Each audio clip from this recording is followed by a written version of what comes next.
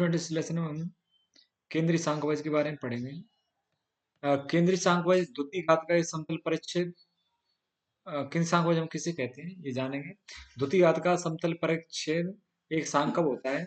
अतः द्वितीय घात का जो प्रश्न होगा वो सांख्यवज कहलाता है, क्योंकि उससे सांकव का जन्म होता है, इसलिए उसे सांख्यवज कहते हैं।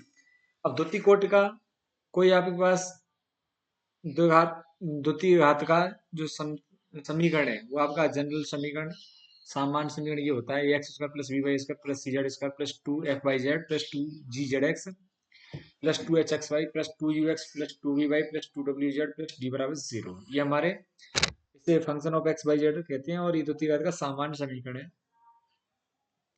इसे हम निम्न रूप में लिख सकते हैं, capital A x square plus capital B Y square plus C Z square plus two u x plus two v y plus two डब्ल्यू जेड प्लस डी बराबर 0।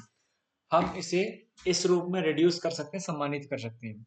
फिर इस समीकरण में इसको हम मतलब एक्स और ये पूर्ण वर्ग बनाते हैं, एक्स और वाई के जो टर्म आ रही है उनको एक्स और वाई और जेड के, तो हमारे इस तरह से बन जाता है।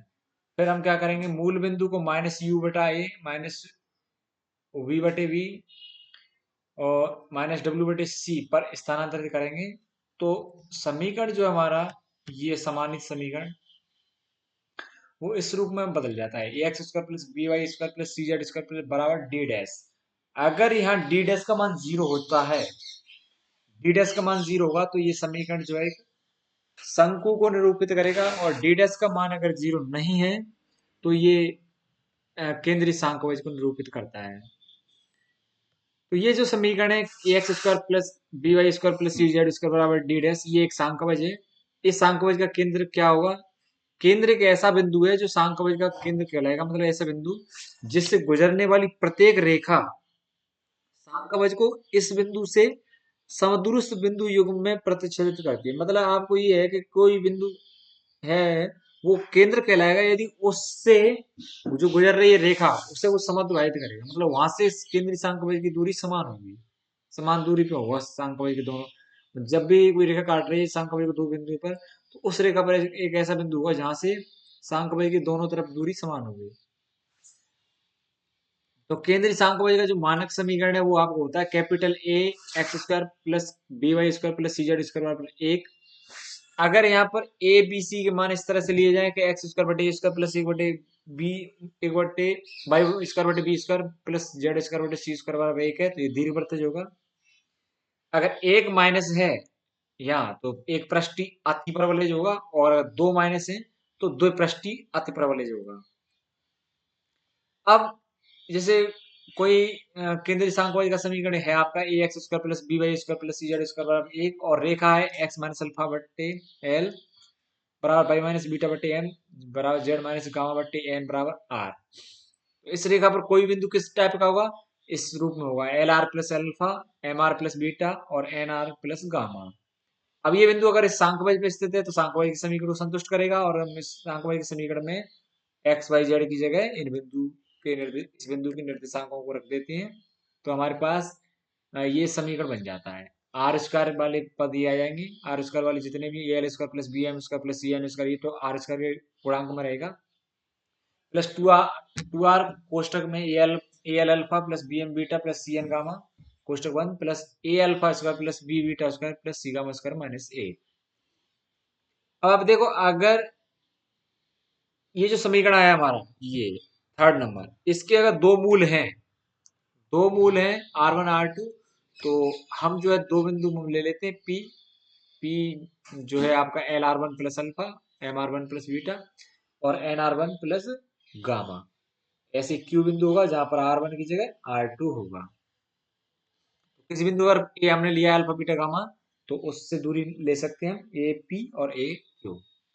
अब हमें वास्तव में इसकी जरूरत पड़ेगी, थर्ड समीकरण जो आया आर स्क्वायर कोष्टक में l square plus B m square plus C n square plus two r a L alpha plus B M beta plus C N gamma plus A alpha square plus B beta square plus C gamma square minus 1।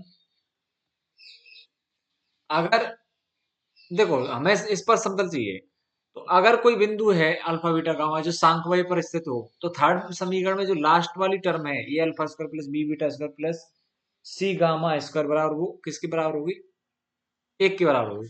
क्योंकि वो क्या है, आपका समीकरण संतुष्ट होगा बिंदु के द्वारा, तो हम उसे रखते हैं इसमें। तो लास्ट टर्म जो जीरो हो जाएगी, तो आपका समीकरण बन जाएगा r square a l square plus B m square plus C n square plus 2r a L alpha plus B M beta plus C N gamma बराबर 0। अब इसका क्या है, इससे आर का एक मान शून्य आ रहा है, आर का एक मूल जो है शून्य है। तो अब स्पर्श रेखा हुई तो दूसरा, भाई दोनों मूल समान होंगे, स्पर्श रेखा हुई तो दूसरा मूल भी क्या होगा, शून्य होगा। दूसरा मूल शून्य होने के लिए ये क्या है, a L alpha plus B M beta plus C N gamma का मान 0 होना चाहिए, ये 0 है। अब हम क्या करेंगे कि एल एम एन का विलोपन करेंगे।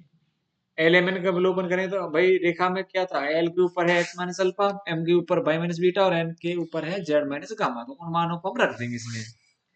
ये फिफ्थ नंबर जो कंडीशन है इसमें, तो आपके लिए ये आ जाएगा A alpha X plus B Y beta plus C gamma Z बराबर आपका A alpha square B beta square plus C gamma square, और A alpha square plus B beta square plus C gamma square का मान कितना है, 1 है।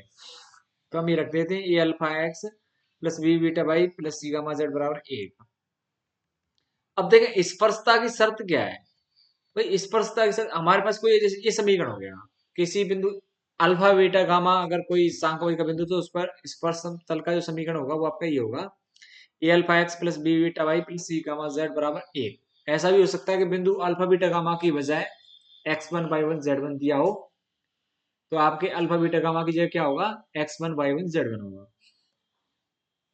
स्पर्शता शब्द कैसे याद करें, देखो आपके लिए सांख्यिक दे रखा है A x square plus B Y square plus C Z square बराबर 1। स्पर्श तल आपके लिए दे रखा है कि l x plus m y plus n z बराबर पी।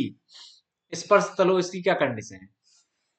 अब स्पर्श तल हम वास्तव में जानते हैं, कोई बिंदु हमारे पास जो है अल्फा बीटा गामा है, तो उस पर स्पर्श तल का समीकरण क्या होता है, A alpha X plus B beta Y plus C gamma Z बराबर 1। लेकिन हमारे लिए तो तल ही दे रखा है l x plus m y plus n z बराबर पी।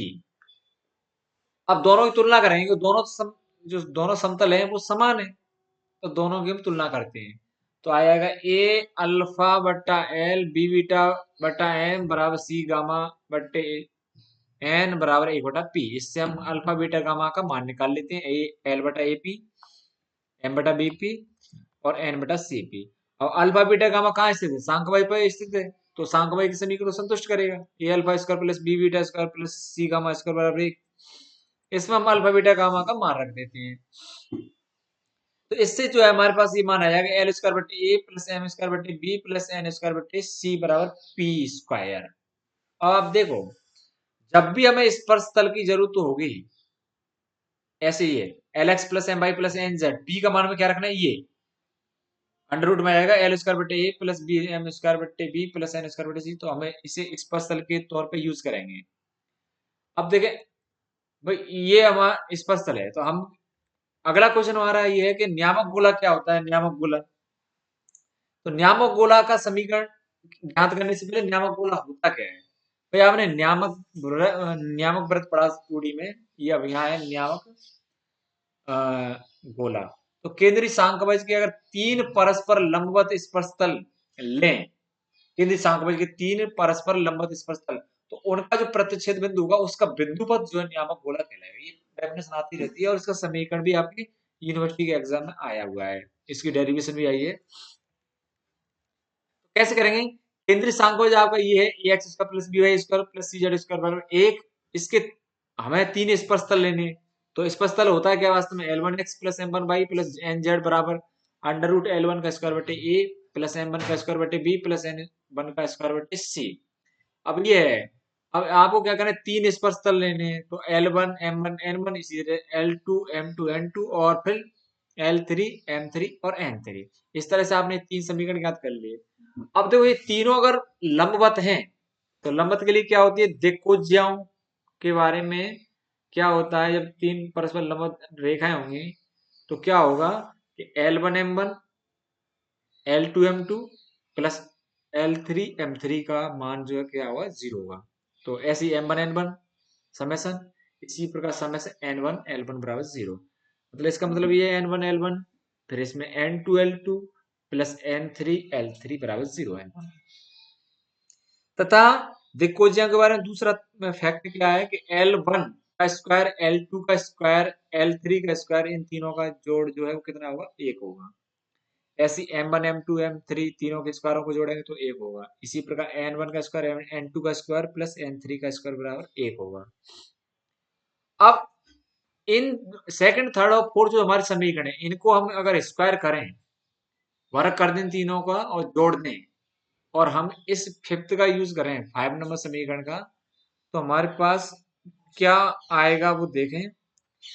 एक्स स्क्वायर के कोष्टक में L1 का square L2 square plus L3 का स्क्वायर प्लस वाई स्क्वायर के गुणांक में जो आएगा M1 का स्क्वायर प्लस M2 का स्क्वायर प्लस M3 का स्क्वायर। इसी प्रकार Z स्क्वायर के गुणांक बनेगा N1 का स्क्वायर N2 का स्क्वायर प्लस N3 का स्क्वायर प्लस 2/Z, इसमें बनेगा M1 N1 plus M2 N2 plus M3 N3 plus 2ZX में बनेगा N1 L1 N2 L2 plus N3 L3 plus 2XY L1 2XY की कोष्टक बनेगा L1 M1 plus L2 M2 plus L3 M3 बराबर में बनेगा आपके 1/A।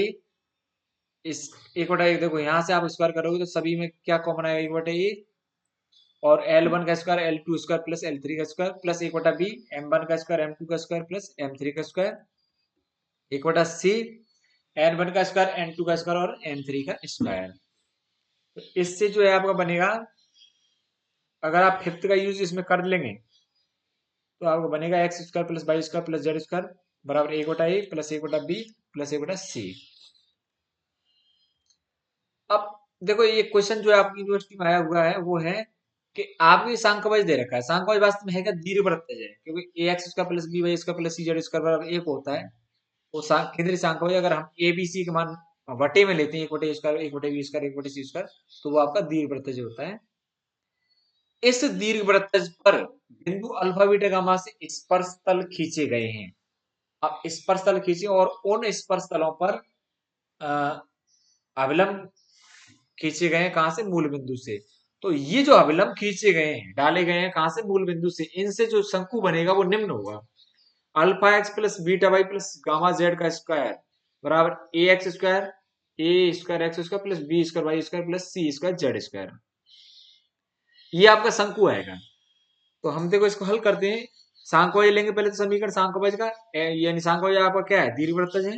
एक्स स्क्वायर बटे a square plus y square बटे b square plus z square बटे c square बराबर ए। इसका स्पर्शल क्या होता है, l x plus m y plus n z बराबर आपकी पी। लेकिन पी की स्पर्शता की जो शर्त है वो हमने पढ़ी थी, अंडर रूट में A square L square plus B square M square plus C square N square. अब ये स्पर्शल है, इस स्पर्श तल पर कौन सा बिंदु स्थित है, अल्फा बीटा गामा जो दिया हुआ है, क्योंकि इसी बिंदु से ये स्पर्श तल खींचे गए हैं। तो ये बिंदु हमने स्पर्श तल पर रख दिया। तो आपको क्या करना है, आपको एक्स वाई जेड की जगह क्या रखना है, अल्फा बीटा गामा। अब कोई भी रेखा जो कि मूल बिंदु से गुजरती है और इस समतल के लंबवत है, तो वो होगी एक्स बटा एल बराबर वाई बटे एम बराबर जेड बटा एन, क्योंकि रेखा 0 0 से गुजर रही है, मूल बिंदु से गुजर रही है। तो x minus zero y minus zero z minus zero, तो जीरो हमने हटा दिए। बटे में उसकी दिक्कुज्यां जो ली जाएंगी वो आपके समतल के एक्स वाई जेड के गुणांक हैं, वो आपके आएंगे। अब आपको जो है एल एम एन का विलोपन करना है। तो एल एम एन का विलोपन कैसे करोगे, आप इस फोर्थ नंबर समीकरण से एल एम एन के ऊपर जो रखे हुए हैं एक्स वाई जेड, उन्हें एल एम एन की जगह रखते हैं। तो आपका आ जाएगा या X alpha plus Y beta plus Z gamma बराबर अंडर रूट में A square L square plus B square M square plus C square N square, और इसका आप स्क्वायर कर देंगे तो आपको जो सिद्ध करना था शंकु का समीकरण वो आपका आ जाएगा।